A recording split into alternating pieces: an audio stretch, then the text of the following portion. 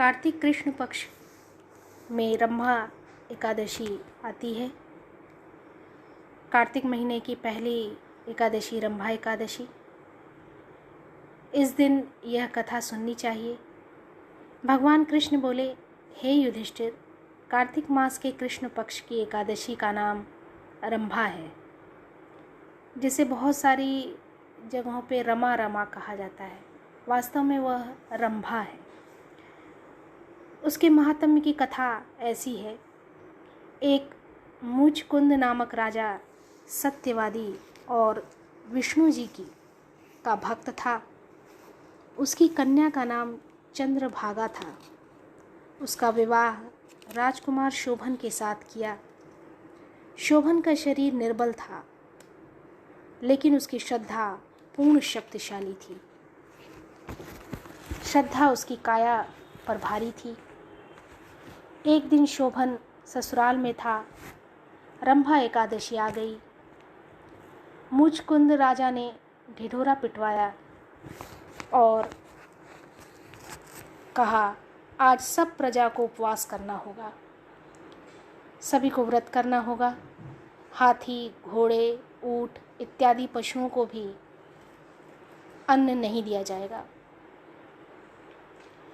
राजकुमार शोभन मुनादी सुनकर पत्नी के पास गया और कहने लगा, यदि मैंने उपवास किया तो अवश्य मर जाऊंगा, कहिए क्या किया जाए।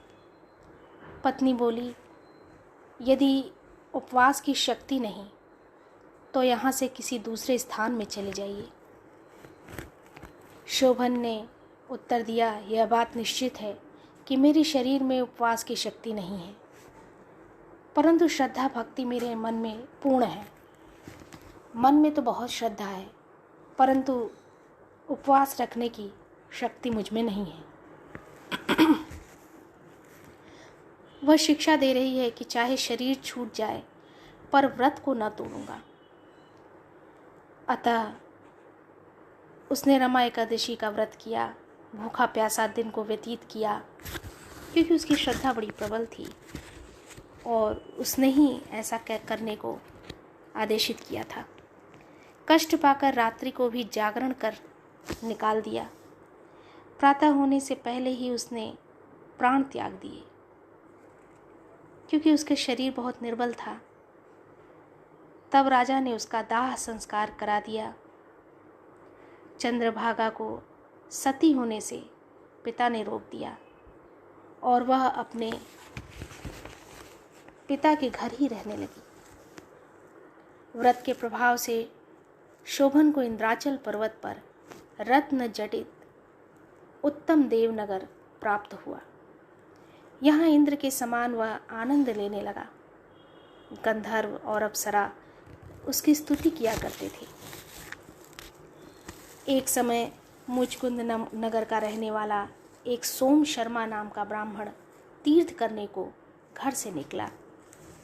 घूमता घूमता उसी नगर में पहुंचा जहां राजा मुचकुंद का दामाद स्वर्ग भोग रहा था।